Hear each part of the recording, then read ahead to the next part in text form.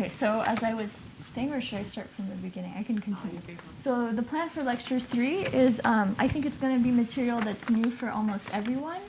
Hopefully, we're going to talk a little bit about perturbation theory away from infinite with limits. So how can we try to get kind of explicit expressions for corrections to the kernel, and then also just move away completely from perturbation theory. So I'm going to talk about some non-perturbative effect and how it's related to phase transitions and things like this.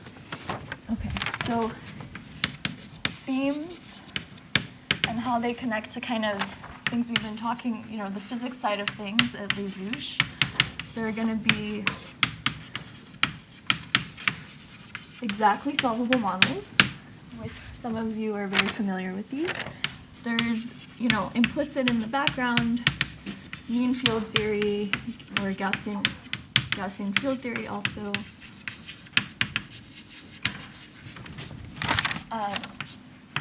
In lecture 3, there's perturbation theory, and non-perturbative effects.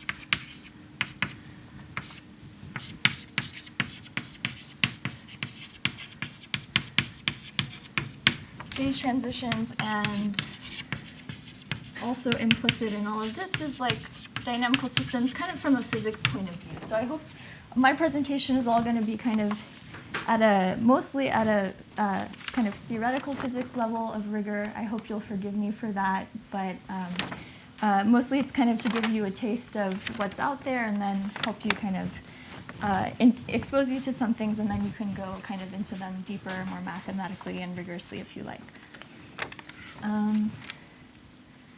Okay. So another thing I'll mention is that, so my focus is going to be on mostly learning and functions and parameters.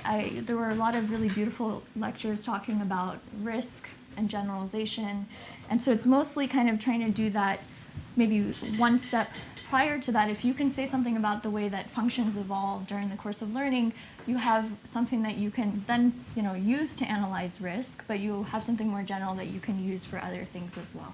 So that'll be kind of a theme in my lectures. And then I've asked, so connected to this perturbation theory, I'm going to talk about kind of the finite width, leading order in width version of that. I've asked Boris to give some lectures, so he'll give lecture 4 and 5, since he's done some really nice work on finite depth and width corrections. And I think he won't go in, that's a big subject on its own, so I think he's going to talk about some calculational techniques and results that play into that, and then give you a taste of, how you could use those in your own computations and how you can get kind of the corrections out of that. So he'll give the lectures on Thursday. Okay. So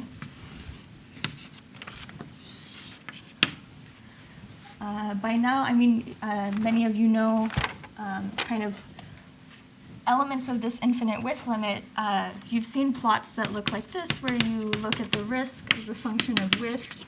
These were some of the original empirical motivations for studying infinite width limits. If you look at the risk, there's been a lot of kind of empirical work that shows that, okay, if you past a certain point for large enough width compared to other aspects of the problem, if you look at the risk, it kind of nicely decreases and kind of appears to plateau, and then the question is what happens, out here. More recently, there's been some, nice empirical evidence showing different behavior, but let me just think about the asymptotic behavior of this thing. So what we're going to be talking about is basically out here at infinity. One comment on this is that, you want to be careful how you take this limit. So in particular, when you choose hyperparameters for your models along this line, you want to be sure that you're converging to NTK dynamics as you take width to infinity. And so in particular, in the third lecture, I'm going to try to suggest that actually if the learning rate is above a certain value, then this is not kind of the limiting thing, And so perhaps the nature of this curve would kind of be different. So that's just something to keep in the back of your mind when you see these plots and it's showing kind of different models aggregated across different settings.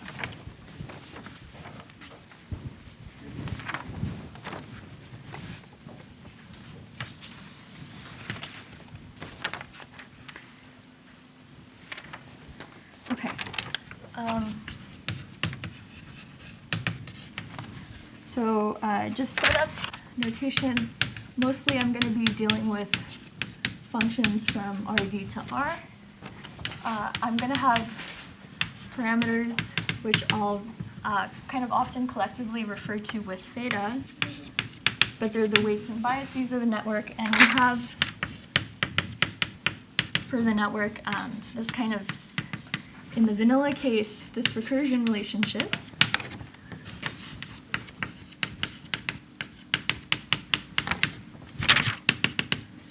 And I'll take uniform widths for the different layers. So I'm going to use these z's often, or I'll try to, for my the signal in hidden layers. I'll call them pre-activation, so they're the things that go into the hidden layer before you apply the nonlinearity. And then I'll try to use f, sometimes, most of the time, for just the final output. Okay. So our starting point is going to be, talking about these GPs. And oftentimes you have a prior distribution on parameters. So a natural one that gets used a lot in practice is something of this form.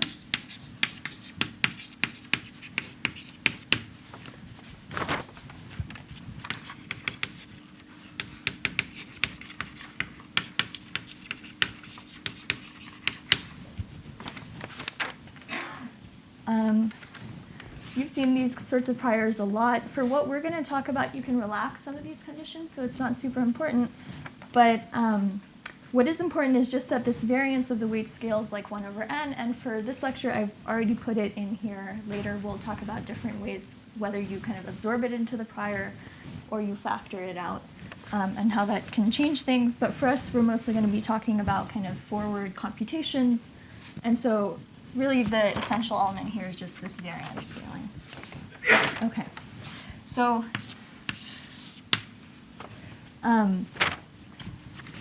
really we want to kind of think about the mapping between parameters and functions and how we go, given parameters, what function do they realize, and vice versa.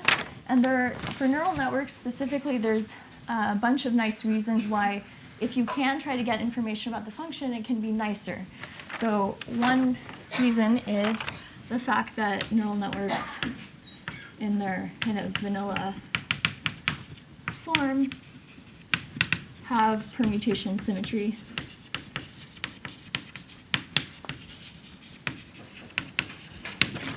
On their hidden layers. So if on their hidden nodes. So if I take something like, if I take two weight matrices on opposite sides of a layer, I can apply a permutation on the index that they share that goes into the hidden layer and still get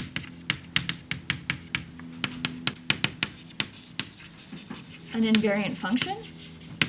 And so whenever you analyze things in parameter space, you just want to make sure that, if you realize something here, when you map it back to functions, it kind of gives you something that you actually care about. So there's some kind of equivalence here that you want to try to factor out in your analysis in general. And so, if you can do things in function space, that's also pretty nice, and that's the thing you care about at the end of the day. Okay.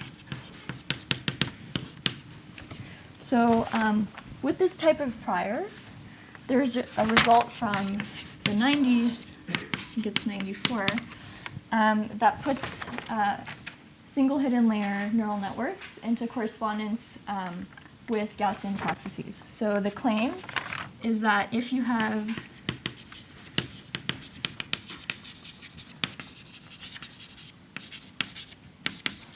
in the infinite width limit, you get a GP if you have an IID prior over parameters and also a few other conditions. So let me, for example, just take this, this type of prior.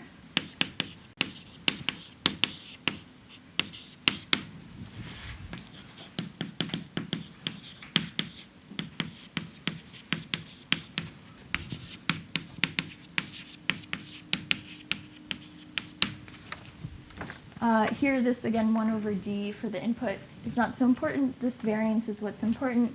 And for this particular case, the biases being Gaussian also seems fairly relevant, but we won't focus too much on the biases.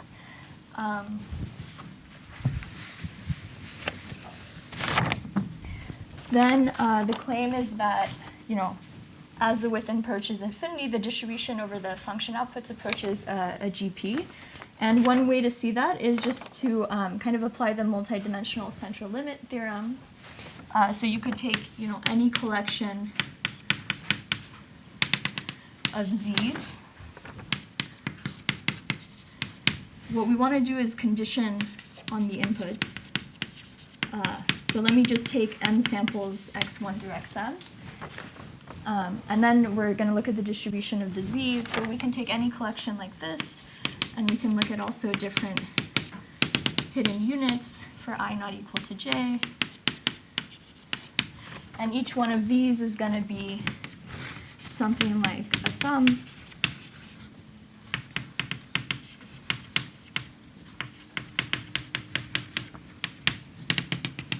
And so on.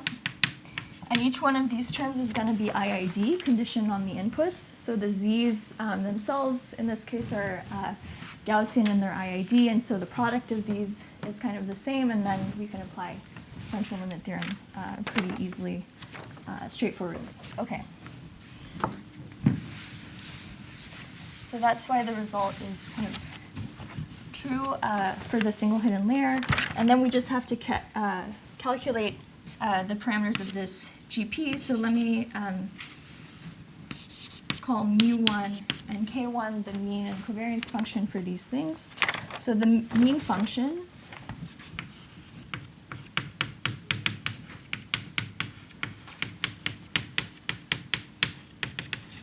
with this prior that we've taken is 0. And the covariance function you can calculate is something like this. You can just do it once.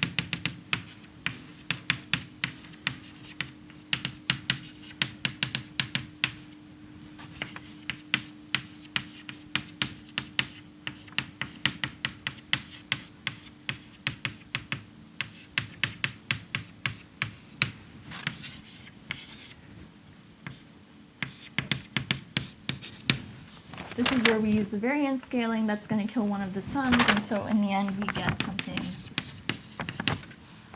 that looks like this times the expectation of these two phi's. Let me just write it like this.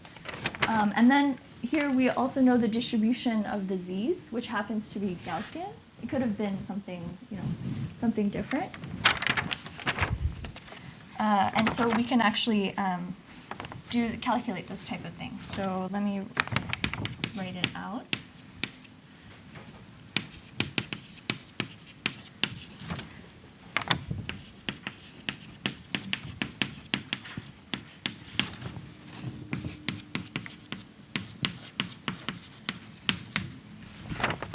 Where this is, normal with mean 0 and covariance sigma. And sigma is just the matrix constructed by evaluating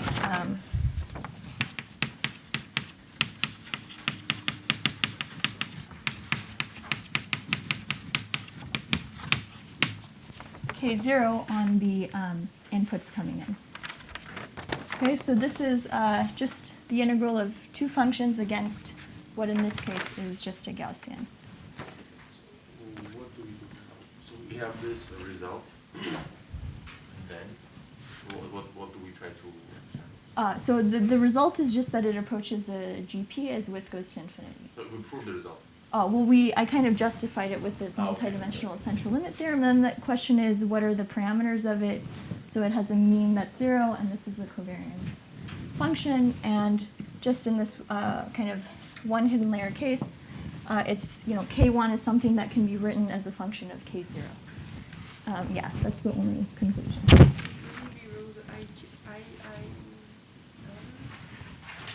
This thing? So you're summing over J5, and then the I is a... That's right. Oh, okay. Thank you. So we can take any I. So this is what K1 is. Okay. The different i's on the output are IID.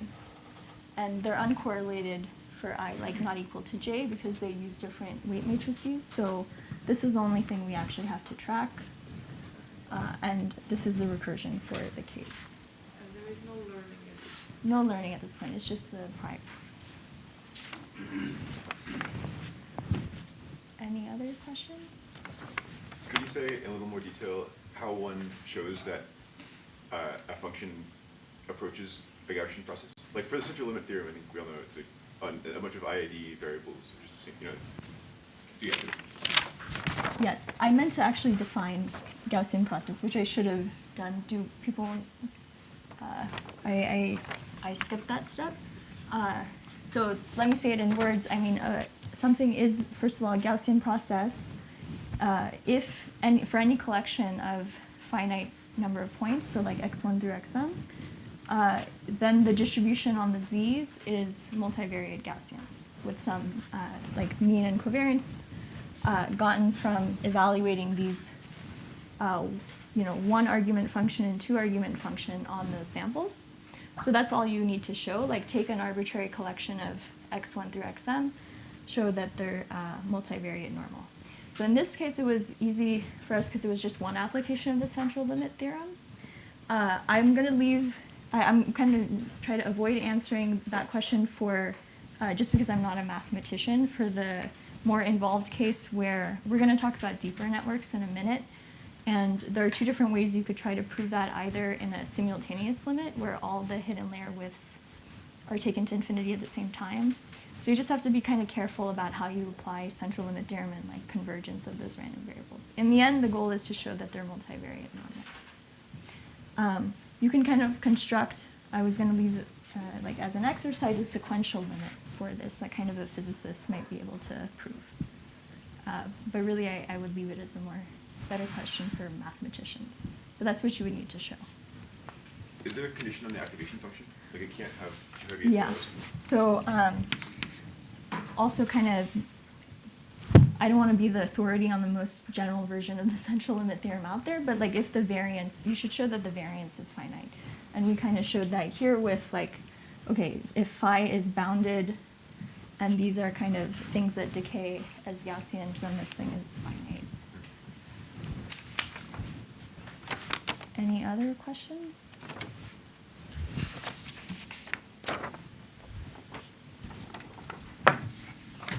Is it usually the case that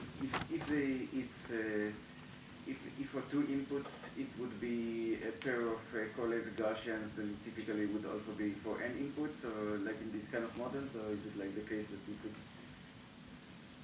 There are some strange examples where somehow it will not be a Gaussian process, but it will look like that if you just look at the two inputs. Or That's an interesting example question. I've never come across such a thing because it's a bit, all these things are sort of, in these kind of vanilla networks, it's agnostic to the inputs, choice of inputs.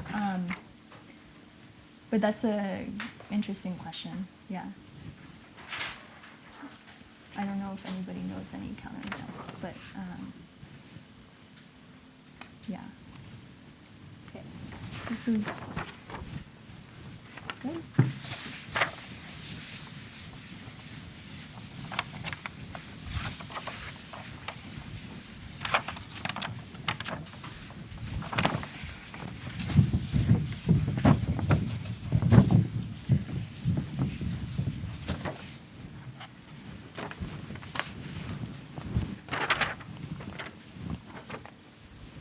Okay, so then another result.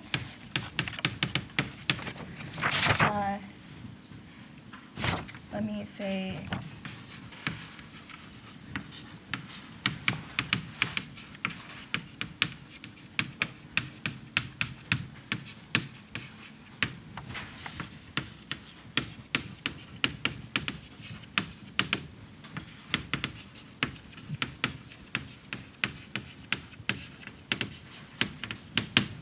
So the result is also true for a deeper neural network.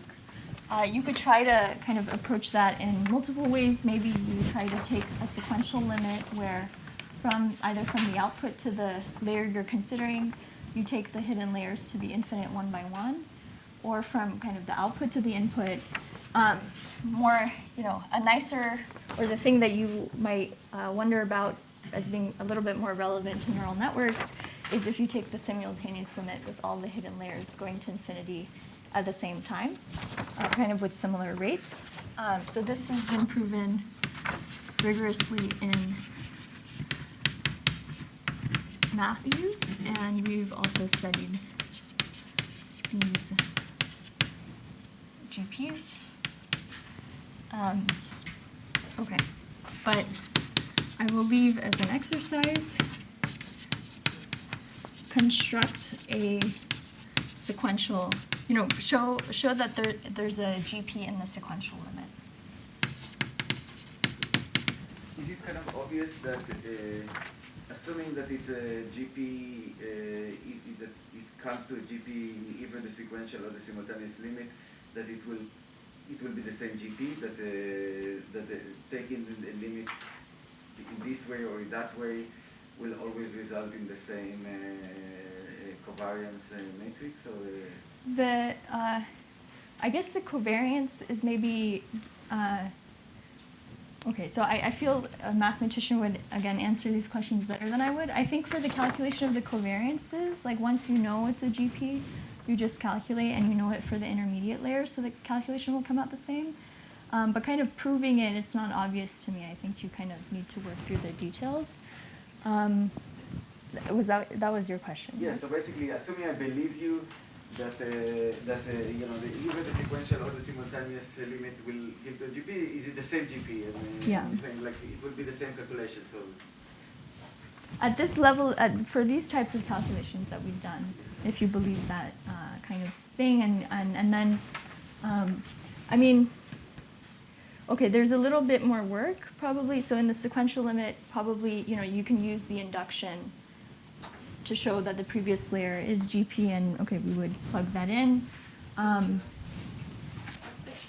because I'm confused because since the previous argument is completely agnostic to what X is, cannot I just say that I just prove it on the level of the last layer, and whatever is coming in, it should be agnostic to it in the same way the previous argument was agnostic to what X was? You could use, I think, you could, I think, apply the central limit theorem just to the last layer.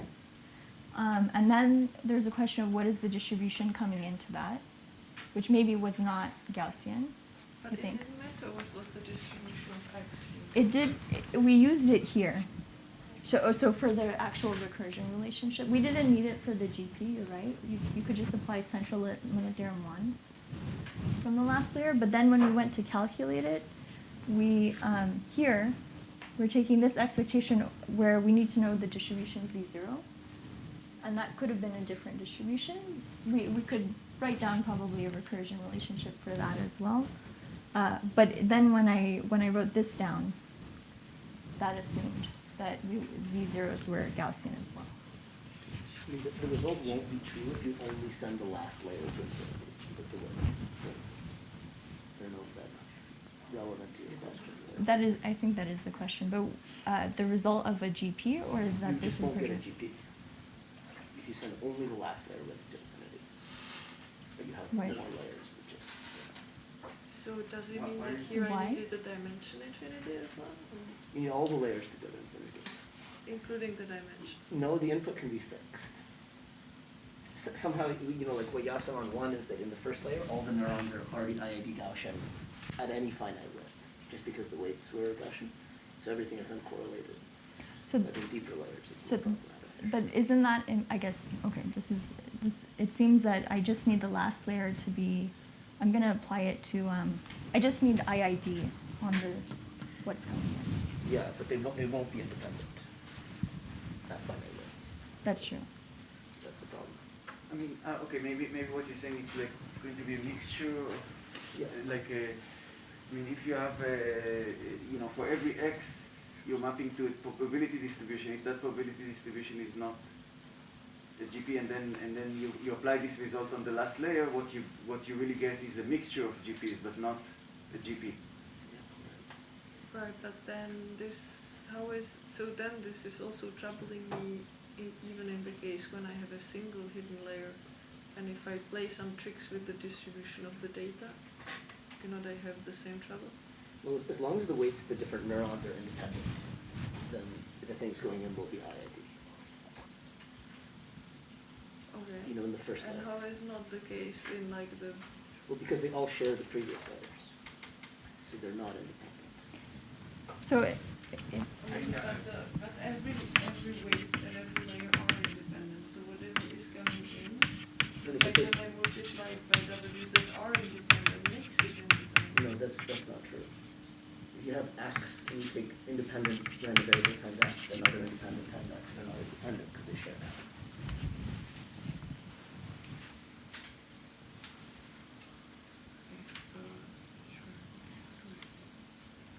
maybe I can just add or kind of embellish what Boris said, which is in this particular case on the first hidden layer, these z's for different j's are IID, just coming from the fact that the weights are and the biases are. We get that kind of for free.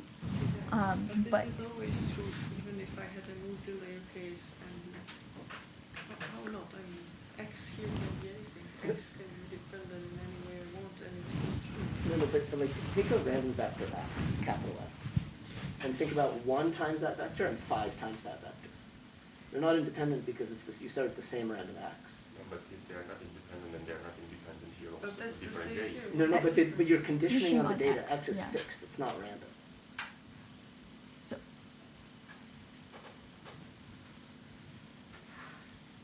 Oh, okay, that's the difference. That always x is conditioned on, but nothing else is kind of conditioned on as you go forward. So if you kind of conditioned on a previous layer, then you can apply then you can kind of do the same thing. Okay. But you're I trying think to it just would be only the same condition if I on. was conditioning on the pre-activation, so for the Precisely. last layer, then okay, Precisely. that's the difference. Okay, thanks. Okay, but there is a version, I guess, of it where if you just have a last layer, it's IID, but now you assume that what's coming in is also IID for the different nodes. Kind of, I just give you distribution and it's IID, any distribution, maybe not Jepson. Right, that's true. Okay. Other questions? So everybody's comfortable with these recursion relationships, right? For the covariances. I have a nice question. Like, numerically, can you see this limit appearing? Where? For a large weight, and if yes, then what is infinite and It was the question, where does it appear? No, I'm saying whether can you see this, because we had this lecture about feature learning and then Yeah. argument, right? So like how wide we have to be to like kind of reach it? That's a good question. I mean, you do see for a wide enough network for small enough data set sizes that, okay, you can go, the covariance between your samples will start to approach this form, so you can like look at the distance and how that scales convergence with n, where n is the width. So we're just changing the width. We're not changing the scale factors on the, like the constant variances and things like that on the weights. But for sure, past for a wide enough model, fixed depth, so you're not scaling depth with width, this regime kicks in at some point, and you can see it empirically sometimes.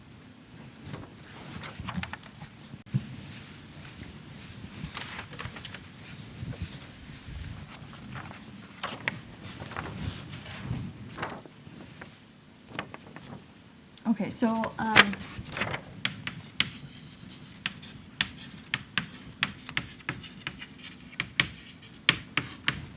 we're talking about the deep neural network case, where the result is that the z's for any I approach a GP, and we just need to calculate the mean and covariance functions, where again the mean is 0 because we have these 0 mean prior on the weights, and we just want to calculate this thing.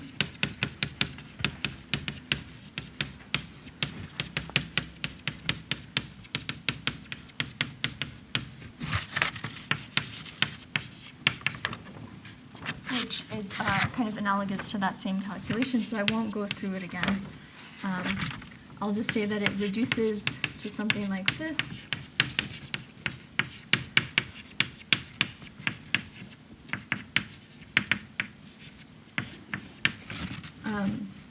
With the normalization.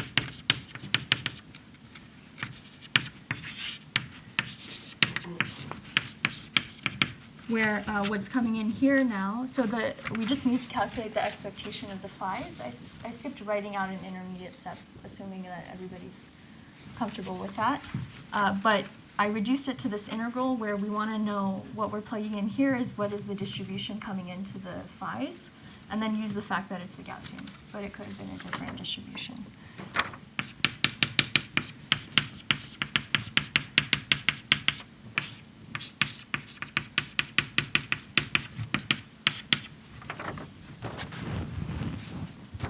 Okay, so it's the kind of the same form as this, and let me just black box this as an expression that looks like this.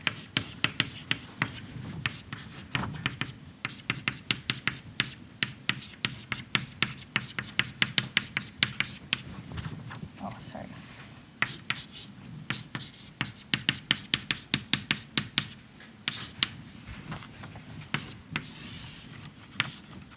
So it's some function that maps, these are the three kind of unique, or not unique, these are the three matrix elements that come into the calculation, and then there's some function f sub phi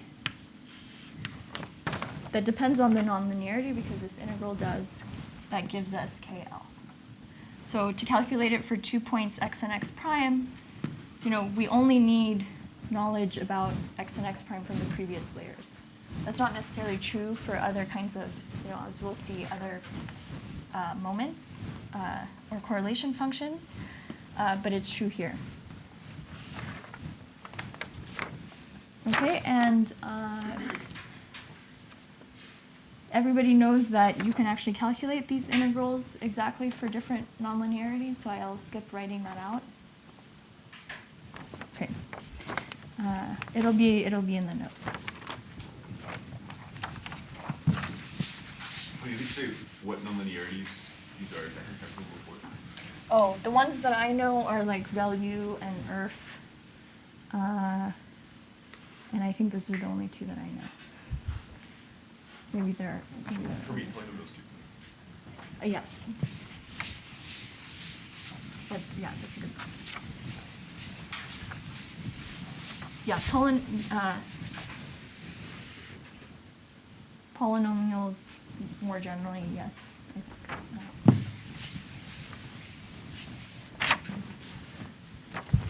Okay.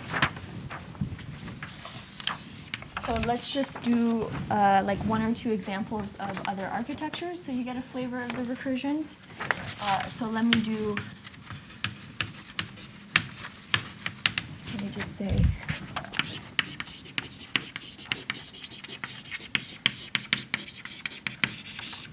or in closed form.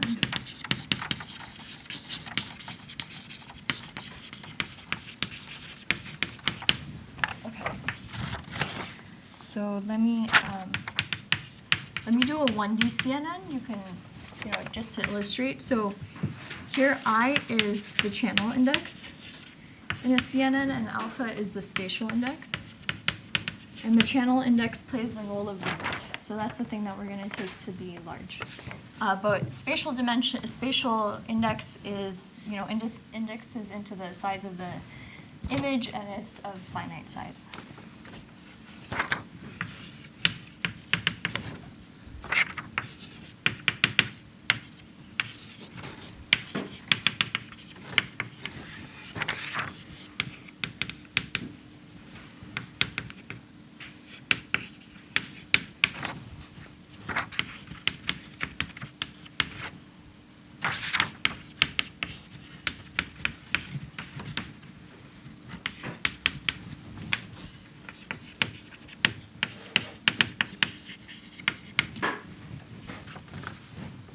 this is the type of expression. So there's a channel index, I and j.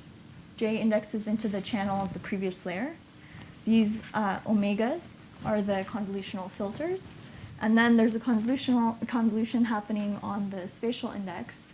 So I have alpha plus beta indexing into beta, which is a filter of size 2k plus 1, to give me the output at spatial index alpha. And then you can try this with different boundary conditions, like periodic and open and so on. And you know the base case for this for Z0. Okay, so the prior, here again, I'm going to take it to be mean 0. Again, I'm going to scale the variance as 1 over n, but I'm going to allow myself to have, to choose the prior in a way that depends on beta, the location of the different indices of the filter. But oftentimes, in some uniform case, you might pick this as part of the prior. You don't, again, the normalization, not so important, just this variance as 1 over n.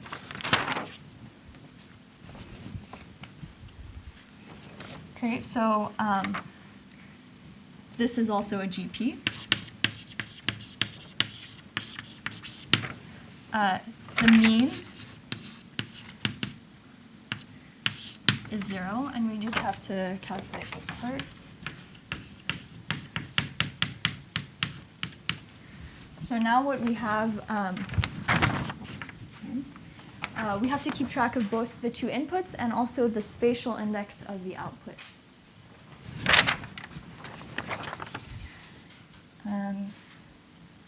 Is it helpful to write out the intermediate steps of this calculation or just jump to the answer? Write it out? Okay.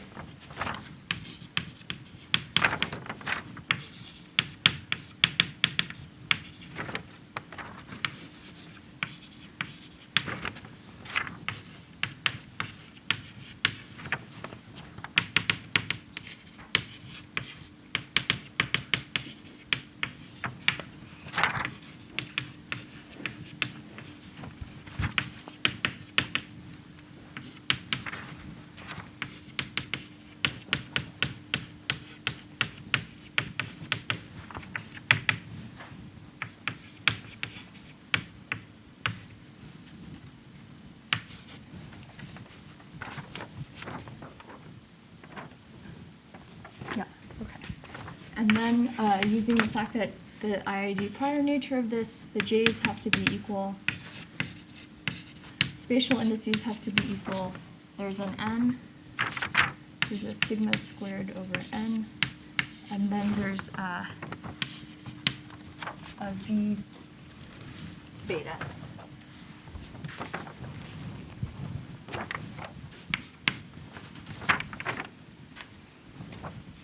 Okay, so this n and one of the j sums is going to cancel.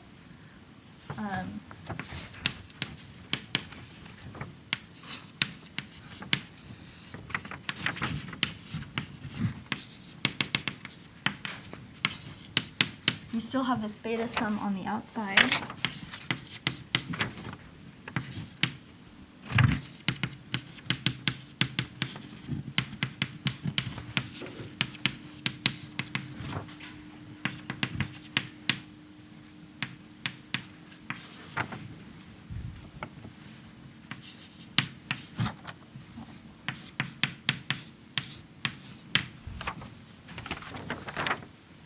That's right. So what this has done is couple kind of spatial indices alpha and alpha prime via beta. So it's the same beta, taking two different locations, alpha, alpha prime, and then just kind of extracting elements around that with this filter size beta, which is small. We're weighing it in different ways according to this weight v beta. And so this step, again, we do this recursion thing. That does not depend on beta, right? Oh, so this is a common choice of v beta, but in general, I could choose it to depend on beta. Let me not Let me leave it general.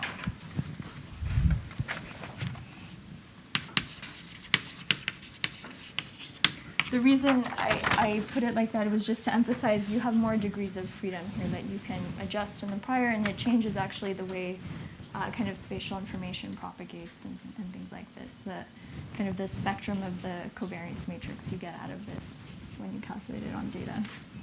But it's common to do this. Is there a special condition that needs to satisfy, like the sum of does it to be equal to 1 or like this?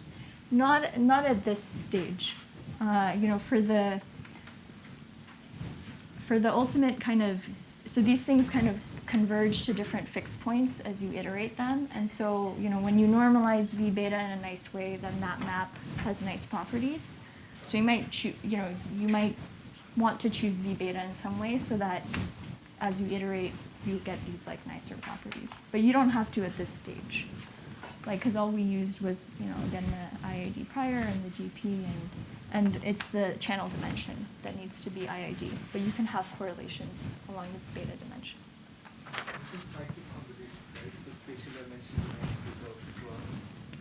Can you say that again? So it's cyclic convolution, and you are preserving the spatial dimension throughout. The notation is could be interpreted that way. So it's a 1D spatial kind of convolution, but I didn't necessarily enforce boundary conditions here. So you could have a boundary condition where when you extract kind of the spatial index that's outside the image size, you know, by definition that's just 0. And so for those kind of kernel at the edges of this recursion, you're going to get fewer contributions.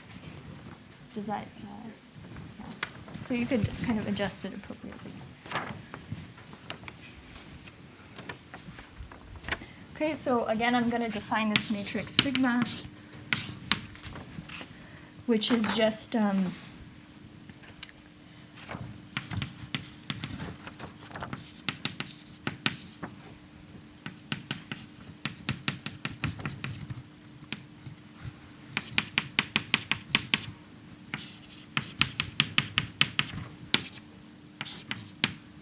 something like this, where I extracted just, you know, coming into this, these Z's are Gaussian.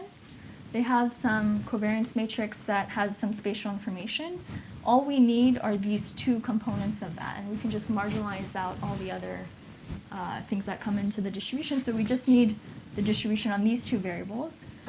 If you marginalize out, you know, a Gaussian over many variables, you integrate out some of the variables, it's still a Gaussian. So we just need this 2x2 kind of matrix element to do this calculation, because the Z's are also Gaussian. And so this is, again, something that will end up depending on these three matrix elements. Okay, so let me just black box this a bit as this type of formula.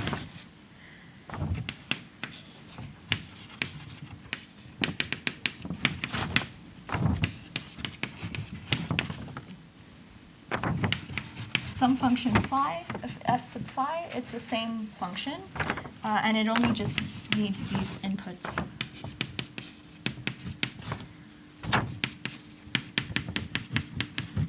And then, okay, the two other contributions here on xx and x prime x prime.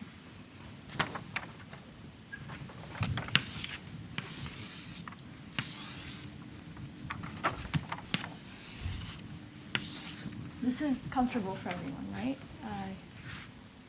How many people have not seen this before? Okay.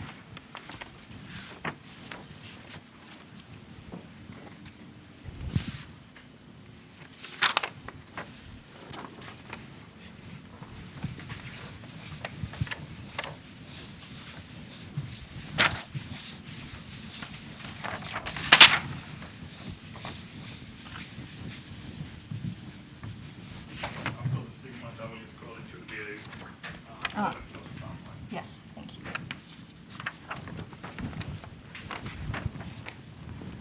Okay, so let's just, let me just make one point.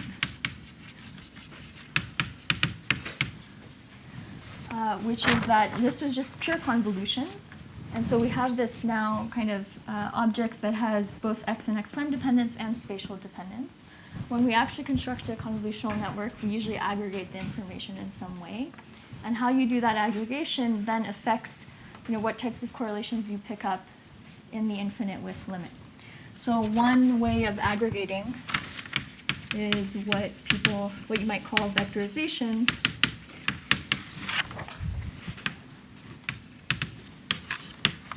Where you have the final signal, coming in with both the spatial and the channel degrees of freedom, and then you just kind of vectorize that whole thing across spatial and channel dimensions and apply a dense layer on top of that. So you can, just imagining that, what happens is then as you take the width to be large, when the channel dimension is quite large, you wash out all the correlations between different spatial indices. Just because of this prior, kind of the way the dense layer prior indexes into the previous layer. So let me just write that out.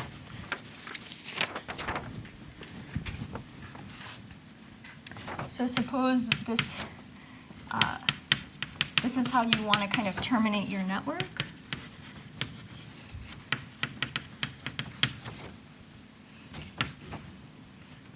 These bars denote the fact that I'm dealing with just the final layer.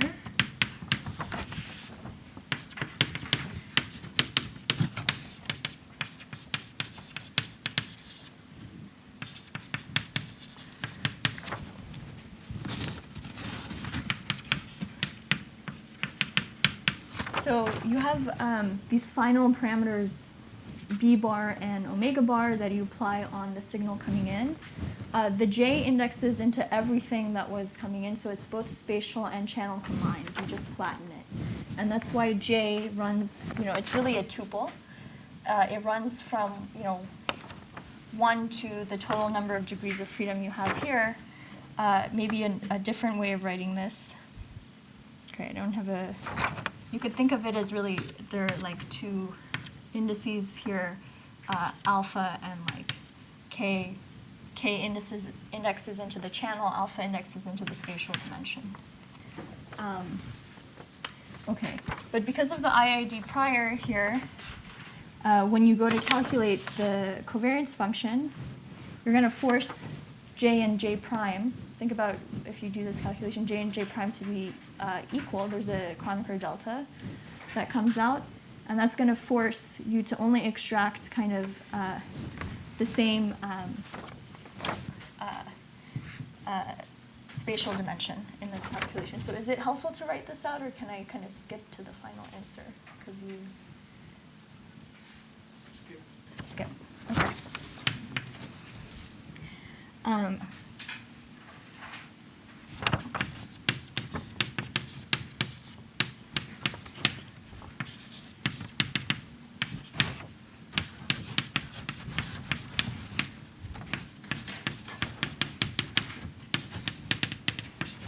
Okay. The two, matrix elements that appear here, but it's diagonal on the alphas is the point. And this came from the fact that you kind of aggregated information in this vectorized form, and the IID prior on this washes out like the different spatial correlations alpha and beta. Where did we define this f? So it's this kind of the same. I didn't define it for this case, but it's basically. So let me write it nicely. It's this function f that I keep using, which is just blackboxing the fact that there's a 2D integral.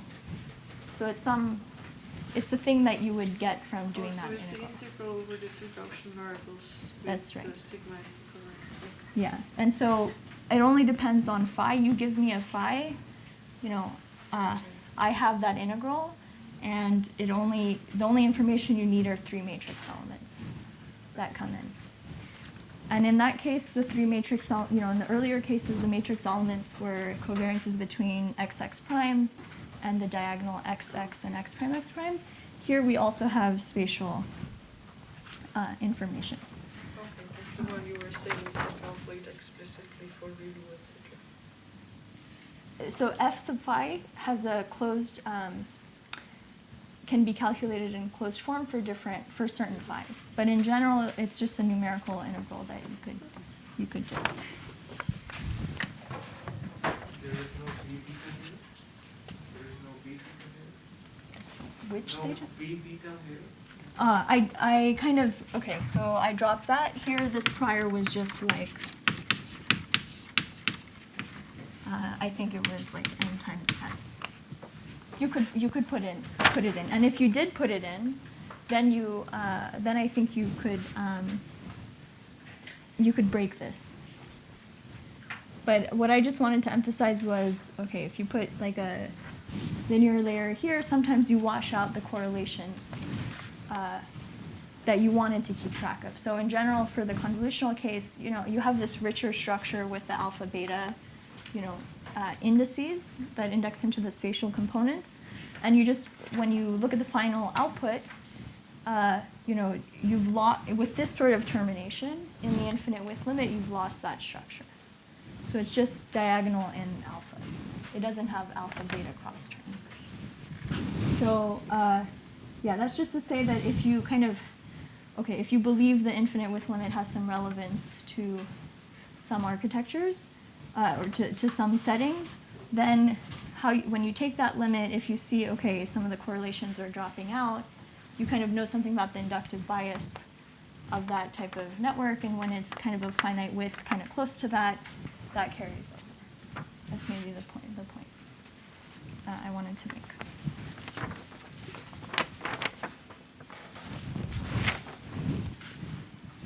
Okay, in the interest of time, I'm just gonna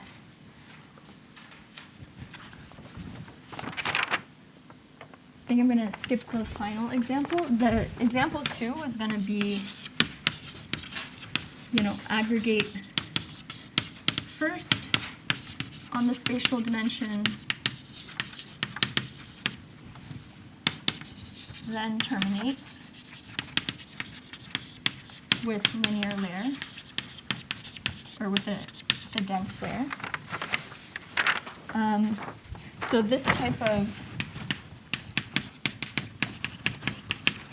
what I have in mind for the recursion here is something like this. For the final step, is something that looks like this.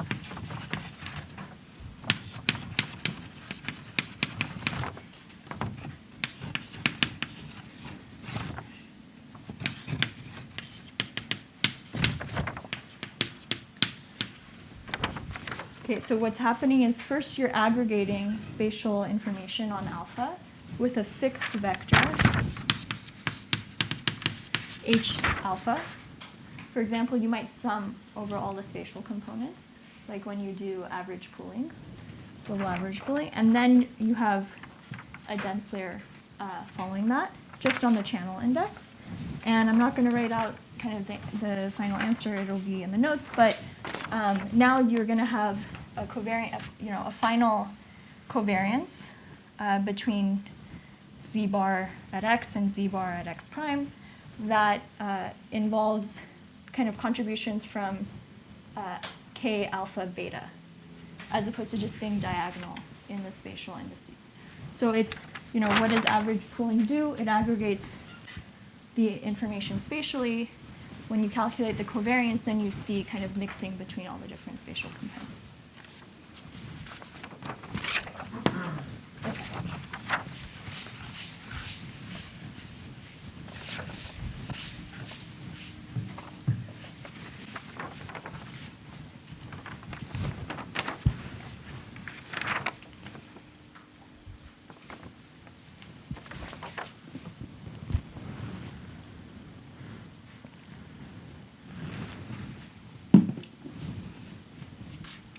Questions? Okay, we're done with calculating these recursion relationships.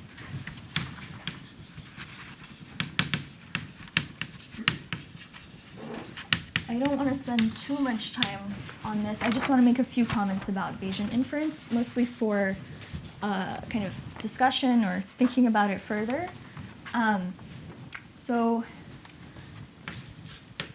when we do, just a reminder, when we do Bayesian inference, if I have a data set that looks something like this, of xy pairs, and I want to make a prediction at x star, let me, actually, I don't think I will actually use that. So let me drop it, but I have a test point x star. And so I want to kind of look at the distribution of the model output z star conditioned on the data set D given the test point x star. Okay, and then so in Bayesian inference, you're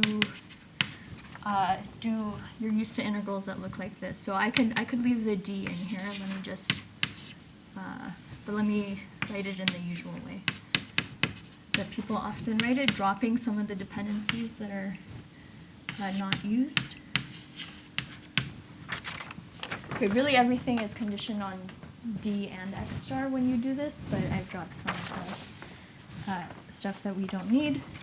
So, this is the posterior, this is how you take the information about theta at x star to figure out z star.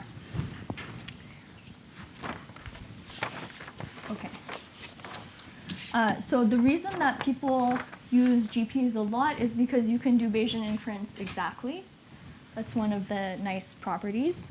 And the way it's often kind of formulated is that you can just do it kind of in function space. So kind of the equivalent integral here is going to be over some vector z. So let me call z vector the model output on my points x1 through xn. So what is z again? So, okay, now this is different from, well, it's related to the last z. This z is it's a vector z consisting of evaluating my model. So now it's, okay, it could be any function. It could be a parametric model on my training points x1 through xn. So like, you could think of z as really z of theta of x, or we could just drop the theta. I want to just contrast those two, maybe. But anyway, z is the model output. So theta is the parameter of the, I want to connect it to y's. So where are the y's in this? It's in D. So the y's are just the targets, like ground truth labels. And yeah, and so like you could assume a model where like y equals z plus noise. Okay, so z star is just the distribution of y star that we estimate. That we estimate from the model, yeah. So y star is would be the true value. Z star is the model output. Okay, so kind of the equivalent of this, natural equivalent, would be if I wrote something like this.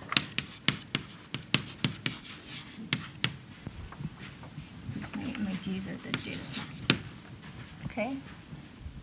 So, well, let me present this in different forms. If you look in a textbook on GPs, you'll see an expression that looks like this. And then, okay, there's no reference to the parameters anymore. You can plug in here for the fact that you have a GP prior and assume a particular likelihood, like a Gaussian likelihood, and then do the integrals, which I'll write out in a second. So, well, the first line is true in general in a sense. The second line is only true if z is a Gaussian process, or what is where do the GPs end? Yeah, that's a good question. I'm kind of leaving it open since I'm making it more into a discussion question. So this is here. Well, first of all, I could just, regardless of this, I could just do this, and then use the fact that I have a GP. That's how I'm going to do this modeling. So z, z could be anything. If I want to evaluate this, I can now evaluate for a GP. And then, in this part,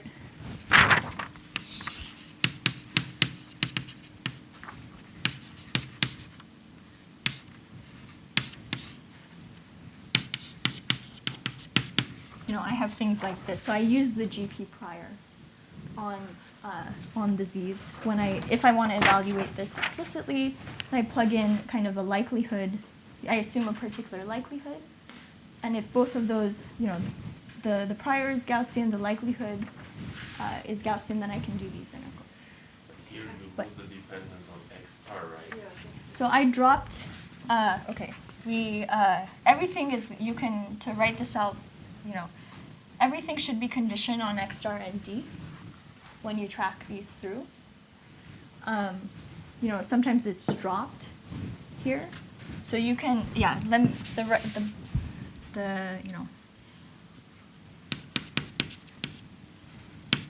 more appropriate way of writing this is like this.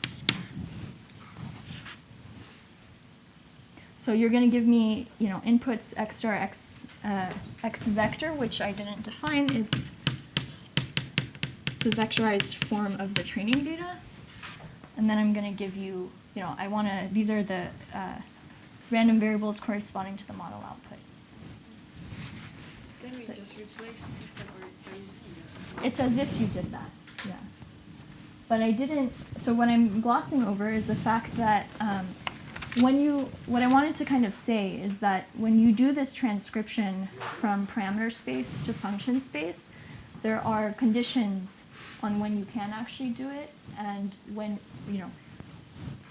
whether it's natural to write down something like this. Because you might imagine that the more general form for transcribing from theta to z is actually to do a functional integral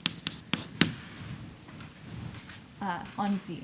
So like I have a model, z. If I have a parametric model, I want to do a change of variables to the z's. In general, all the information that I have in theta is contained in the whole function z. Now, in certain cases, it'll kind of, I think, collapse to this type of form where you only have a dependence on the z's evaluated at the training inputs. But there are certain types of things that maybe you could write here that would be hard to translate over here. So that's kind of the comment I want to make. And I'm not, since I don't know the most general form of, a theorem about this. So you're saying this translation to the function space is simple for the GPs? It's simple for the... It's not. Yeah, or just like you could have, m latent variables. They're not, there's not a Gaussian prior on them, but they're just, m variables, and you're going to impose whatever prior you want. So just to make sure, so this formula is always true, but it's just not useful if you cannot calculate these probabilities, and in the Gaussian process you can actually calculate it. So the thing that I know for sure is true is, okay, this formula in the particular case of a GP you can calculate, which you can do. Now, what I'm trying to say is that I haven't seen a discussion of this, which is, I believe that this formula, only holds true in certain conditions. So for example, if you start to put in like regularizers that are, natural in parameter space, but don't have the natural equivalence in function space, then this transcription may be difficult. Or if you put in a regularizer, for example, on function space, where let's say you regularize the gradients of the function z at x at different points. Okay, how do you transcribe that over to parameters? Is it kind of one-to-one and so on? So there are those types of things that since I don't know what the general treatment of it is, I'm kind of leaving open and saying that, okay, maybe, if you want to think about it in the back of your mind, the thing you really need is like a functional integral, because that has more information about, the entire function. So can you see the connection explicitly in the case of Gaussian processes? And I don't know, maybe the P of theta condition to be factorized and you can integrate out. So what I did use here, and I'm skipping, maybe I will try not to write it out live because I did it in various versions. You do use the fact in writing this that there's a likelihood here that you can write it like this, and then this likelihood, for the case that you want to consider, only depends. It's something that looks like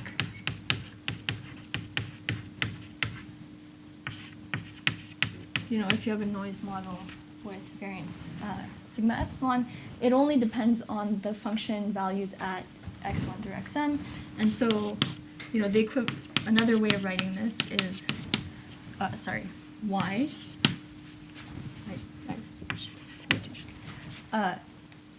Probability of the ground truth given the model. It only depends on the model output at x1 through xn. So I think that's kind of implicit. That's one of the assumptions that kind of comes into this.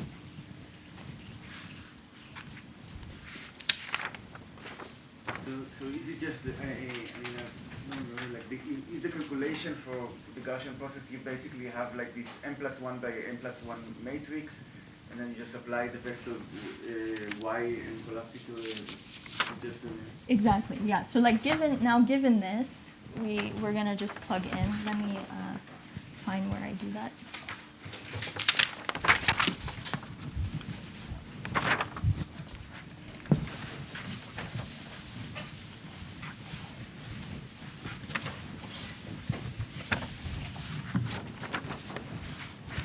Can I ask another question? Yeah.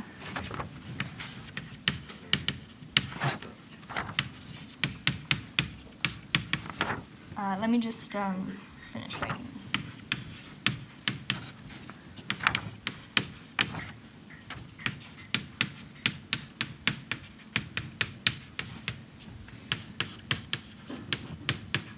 So this is when I just change it into the likelihood instead of the posterior, and I have something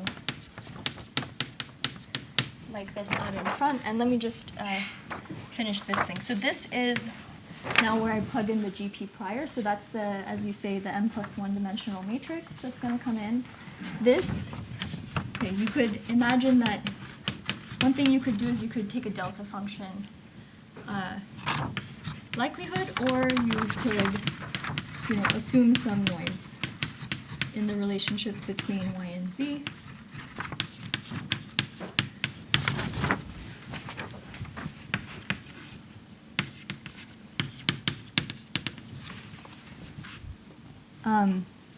So imagine that you did the delta function form of this.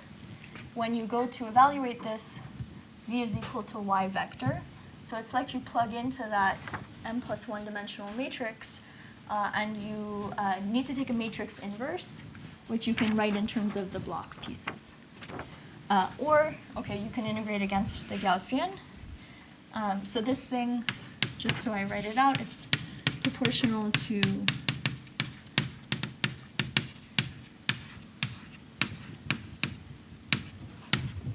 this m+1 dimensional matrix, where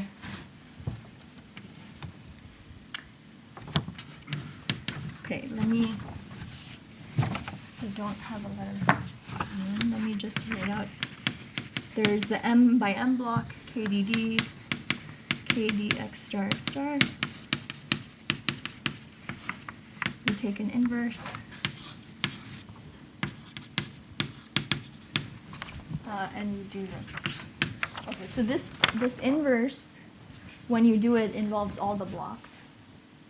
Can you read it? Okay, it involves all the blocks. Now imagine that I plug in, z equal to y in here.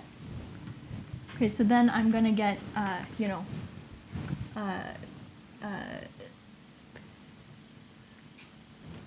certain terms that kind of multiply into this matrix inverse. Let me just write. I'm going to get a Gaussian on z star. And the mean and the variance of that are going to be written in terms of the elements of this block. So what you get for the final answer is that this thing is normal with mean mu star and variance, let me call it sigma squared, at x star, and the mean depends on x star.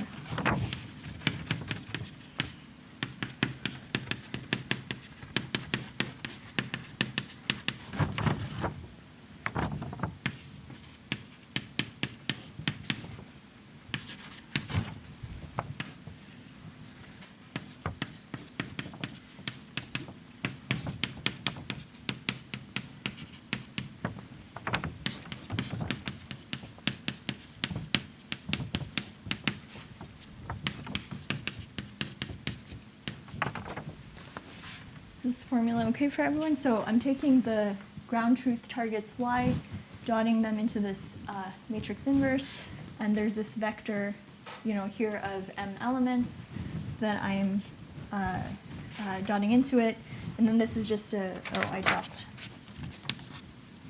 Sorry. This thing, which is a scalar. It's just a matrix dotted into two vectors on either side. So this is just the final form that you know from kind of textbook GPs. So I'm confused what we are doing here. How did we replace the P of data given theta by this exponential or by this Py given z? So we didn't, it's the step where we went from, I claimed, okay, here's Bayesian inference in function space, and then I just skipped to this, which is it written in terms of these z variables.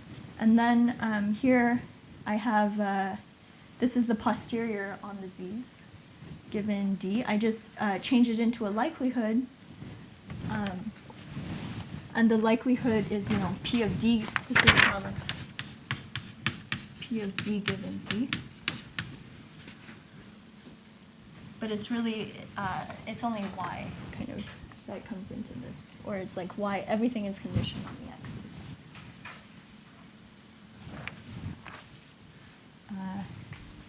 Is that? Yeah, I guess I'm confused about how the z's are actually different. How that function space is different. So it's just, okay, so y is ground truth. Z is some, okay, when I plug in here, they're just the values of the GP. But in general, they could just be any, the output of some parametric model, Z sub theta of x. Or if it's easier, Z of xi is something like this. So it's just the out. Hmm? That's right. Yeah. So so when I wrote this form for the likelihood, that was this relationship that y of xi, is something like this plus epsilon, and epsilon is Gaussian noise. Or maybe I just have a delta function constraint and they're actually equal. But that helps even numerically putting in some noise helps numerically to regularize this. So when we start writing z, is everything written only for GPs or is No. it more in general? So that was the thing that I was trying to say. This, if you look at a textbook, is written for, the only place I've seen it is it comes up in GPs. Now, if you could just introduce these as just latent variables, if you wanted, and condition on them. What I kind of glossed over is what is the relationship between going, because I don't know the most general form of it, when you given some inference that you do in parameter space, if you map it over to function space, what are the most general sets of conditions that you need for it to only depend on z, the vector, as opposed to other things? And I mentioned there are these, But definitely when you go to this Here method, we're write assuming it as it. a Gaussian, it just needs to be Gaussian process. That's right. So here now we're plugging in for the GP. Using the specific form of the prior on the z's as Gaussian, I assumed a particular form for the likelihood, and I'm doing the integrals. I just wanted to leave it open because I don't know the general form of, like, if you have these kind of outlier cases of regularizers in function space that are hard to write in parameter space, or vice versa, can you always do this mapping? That's what I wanted to leave open. Isn't that representative for the kernel? Just represent the theorem. Is it the representative theorem for kernels? In fact, you can also write everything that is only on the data.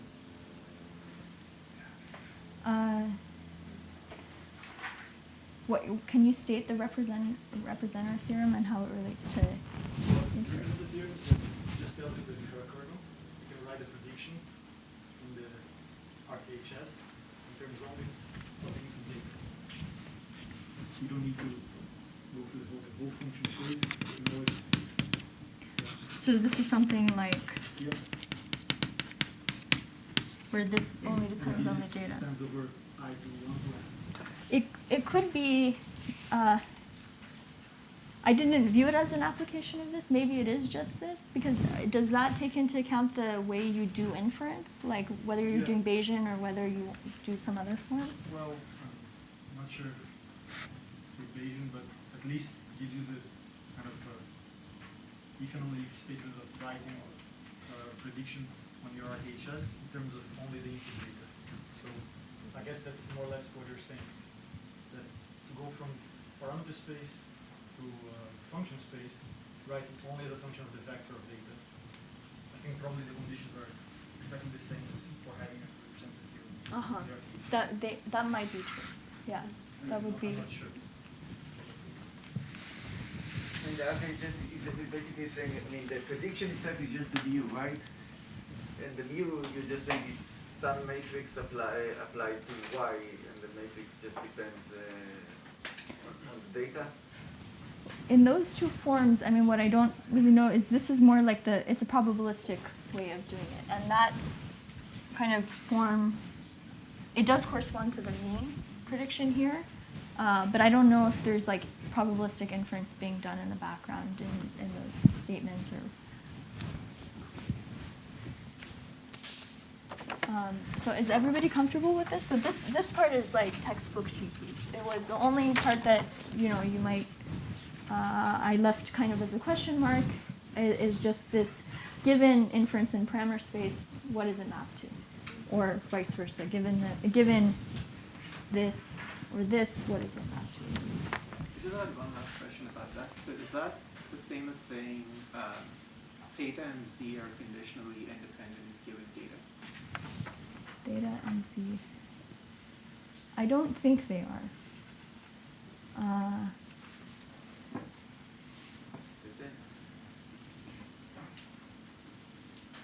Theta and z. I don't believe they are. Do you see it? I guess.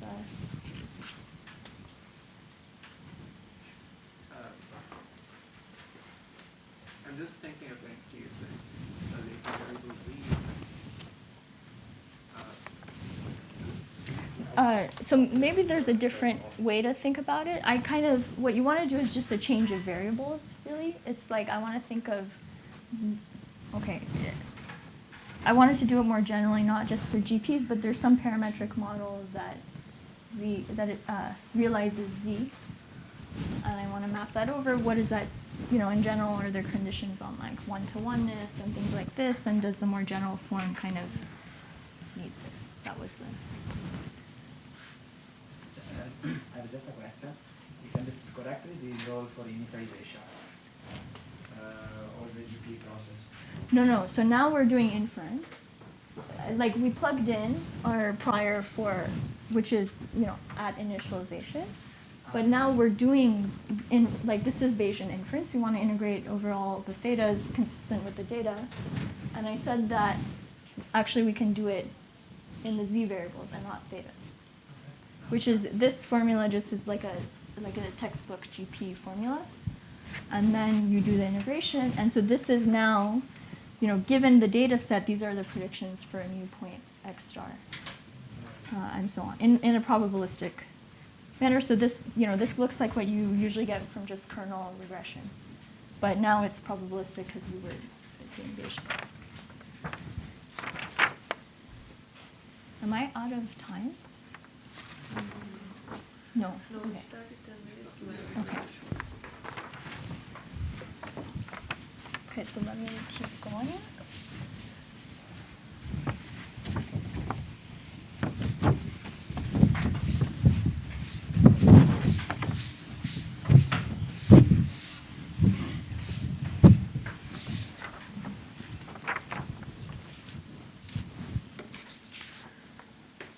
Okay, the last thing I want to say okay, about this, and I don't write any formulas, is just the fact that also for GPs, you can calculate the marginal likelihood of the data exactly. Again, because they're Gaussian integrals, so if you just want to calculate something like P of y given x,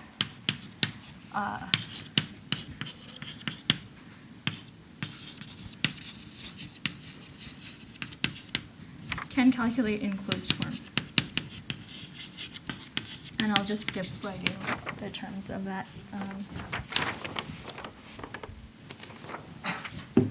Any questions about this?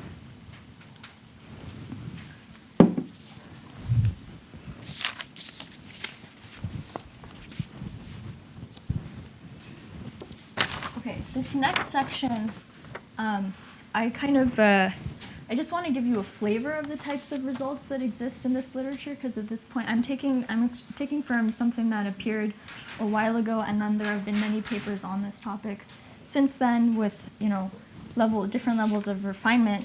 So I don't want you to remember necessarily the specific results that I write, but just the general flavor of what happens for these types of things. So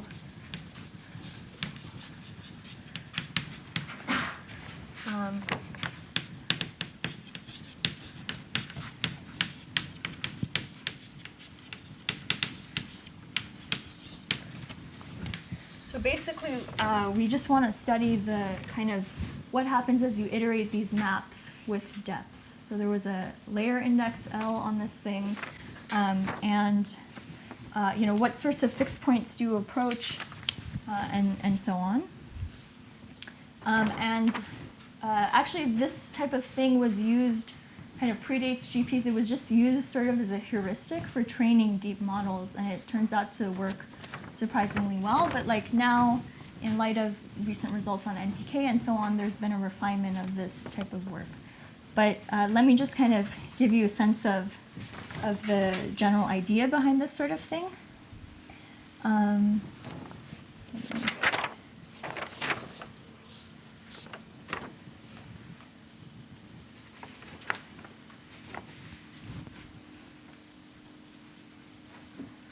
Okay, so let me go back to the vanilla version of this recursion relationship, and then start to change variables.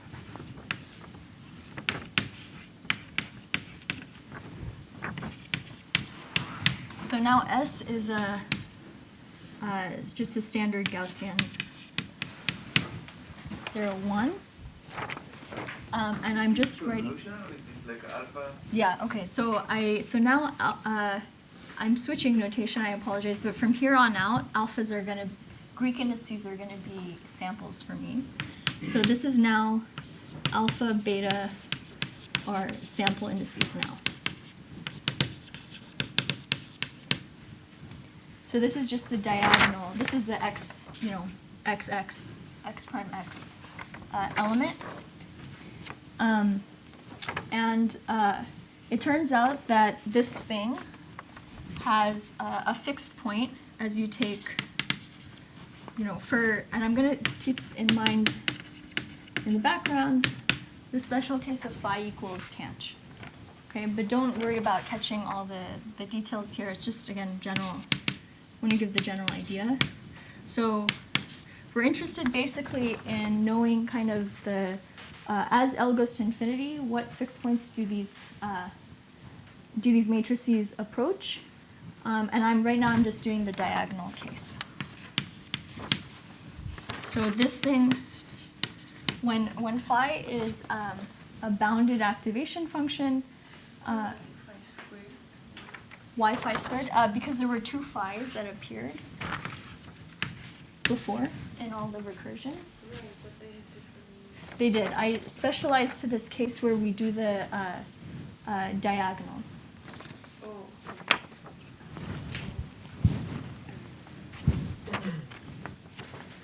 Okay, so there is a fixed point for this diagonal piece that I'm going to call Q star, which appears in this older You're literature. assuming it's like everything is mean 0, right? I'm still assuming the mean zero priors, Right, yeah. so then basically you sample from normal with covariance k L minus 1, with variance k L minus 1, you multiply by square root of k. That's right. Okay, so this is the, there's a fixed point here for this thing, for phi that is bounded, just because this thing kind of, if you plot it, you know, as a function of this variable, it grows linearly, or you know, it's a linear function. And this thing as a function of this variable is something that cannot grow indefinitely, because this is bounded and integrated against a Gaussian, so they're going to intersect at some point. And that's some finite value Q star. Okay. Then let me go back to this other form, the more now general alpha beta, and also write it in terms of these.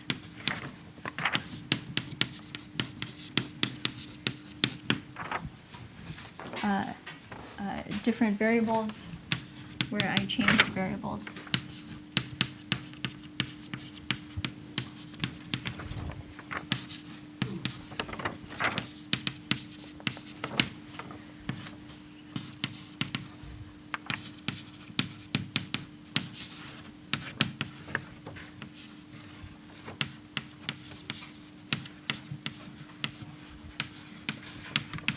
S1 and S2 are standard Gaussian variables, and I just have put these degrees of freedom into the arguments here. So, you know, actually, in the interest of time, maybe I will kind of just give a very broad brush kind of survey of this section without writing out the formulas. There's more recent literature, and I kind of just want to give you a general idea of what happens. So what some of the older literature studies is this correlation, which is just the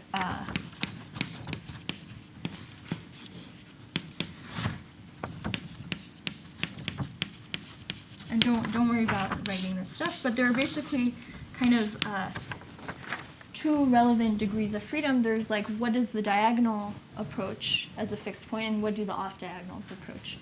And it turns out that if you look at the K matrix, there are certain regions where the fixed points will look like this. They'll just all approach the same value, which I've labeled Q star. So both the diagonals and the off diagonals will be Q star.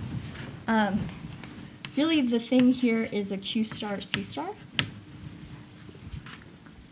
But there are regions where basically C star is equal to 1. So then the fixed point matrix looks like this. Across, you know, we just need 2 samples, but you could do any number of samples. And then there are other regions where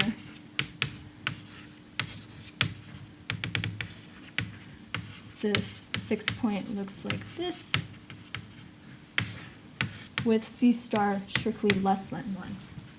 So now the off diagonals have a different limiting value than the diagonals.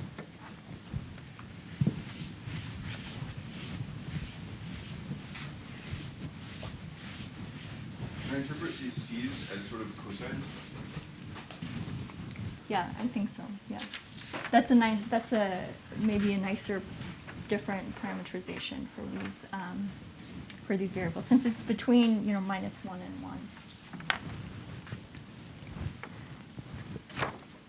Like in the first layer case, it's like literally the cosine between the data points, but as you propagate, you know, it's a cosine between the hidden layer signals. Yeah. Okay, so let me tell you just kind of more about these results. It turns out that you can map out kind of a sort of phase diagram, or basically a diagram of the fixed points for different nonlinearities. And as a function of these 2 degrees of freedom that we have, which are the weight and bias variances, and for tanh, it looks something like this. And in the older literature, this was termed kind of a chaotic phase. This was termed an ordered phase. This is some line. And so the ordered phase, by definition, was kind of one where C star equals 1 is a stable fixed point. And the Q star fixed point is kind of rapidly approached more or less in most of this region. And so kind of the form of the matrix is going to be something like this, of the limiting value. And then what you can do is take this fixed point, expand these recursion relationships about that fixed point, and look at the way that the kind of expansion look at the way basically as a function of L that expansion coefficient either grows or, you know, disappears. So this is a stable fixed point. Let me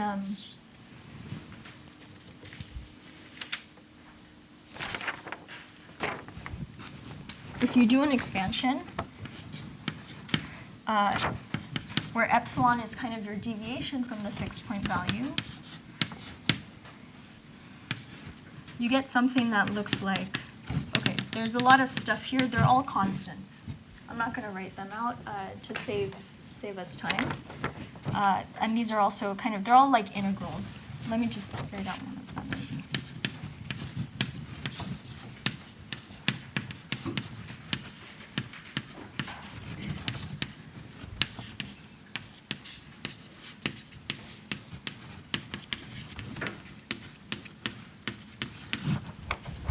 Okay, and chi1 is itself also some other integral that I won't write down that can be written in terms of the phi's. So this is, you know, epsilon L plus 1 is equal to epsilon L times some constants. And so if this constant, you know, it's something that's a constant, and so epsilon L is something that'll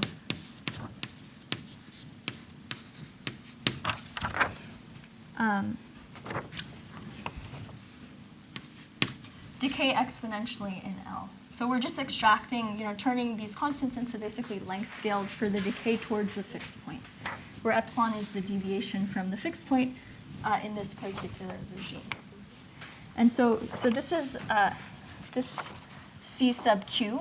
It's supposed to remind you of correlation lengths, kind of in, you know, in physics, is related to this thing. So I won't, again, write out these expressions, but, you know, this is exponent of minus 1 over C sub Q. So here, we have a fixed point that we're approaching, which is of this form. And we approach it exponentially rapidly in depth, and there's a length scale associated with that.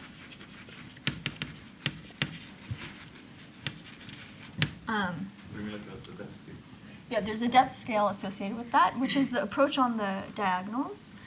There's an additional depth scale, which is the approach of the off diagonals, which is the C star length, which is the approach for, you know, C star equals 1, how rapidly does it approach that fixed point? So just the high level takeaway is that there are multiple depth scales for this problem. So there's C sub Q, which is associated with kind of the approach on the diagonal. There's C sub C, which is the approach for this correlation. Okay, and I told you about one side of this kind of phase diagram. On this side, what ends up happening is that at different points, what you have is you still have a Q star fixed point, as I mentioned, for any kind of choice of sigma W, sigma B. But now C star equals 1 is not stable. You just have some other value of C star, which is less than 1. And again, there are the depth scales kind of C sub Q and C sub C on how you approach this. Again, the approach is exponential. what happens as you cross this transition is that this depth scale C sub C diverges.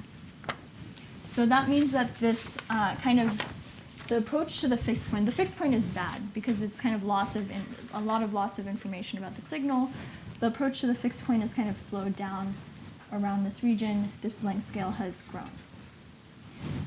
Now the terms chaotic and ordered kind of came from the fact that if you think about, these two hyperparameters that you have, which are the bias and the weight variance, what are they doing? When sigma b is quite large, what you're doing is at each layer with the recursion, you're adding in a random signal, but it's the same signal for different inputs x and x prime. So you're just kind of adding in the same thing, and for that reason, they become more correlated to the same kind of fixed bias, though random. And so that's why you see that the off-diagonal terms have C star equal to 1, because those two signals, x and x prime, are becoming more correlated. This term chaotic regime comes from the fact that, okay, when you turn up the weight variance, it kind of is stronger than the bias case. So the weights, what they do is they randomize x, but they randomize x and x prime kind of in a way that depends on x and x prime. So they're becoming random in different ways and becoming less correlated. That's why the fixed point is less than 1. So that's kind of the rough intuition. And anyway, so the reason that even when bias 0, you still have an ordered phase is that you might basically degenerate with the nonlinearity to an all 0 to a constant 0 function? Yeah. And I didn't show you have to do more work to kind of actually figure out what happens at this point and also on this line. And there's been a lot of, I can give you references if you want to read more about all the details of this. But kind of the takeaway is that there's kind of this exponential decay and set by a finite depth scale. That depth scale translates into kind of just rough heuristic for how deep a network you can train at that particular setting of like sigma b and sigma w. You can train deeper networks as you get closer to this line. Maybe I'm out of time, but Yes, okay. excellent. So let's wrap up. So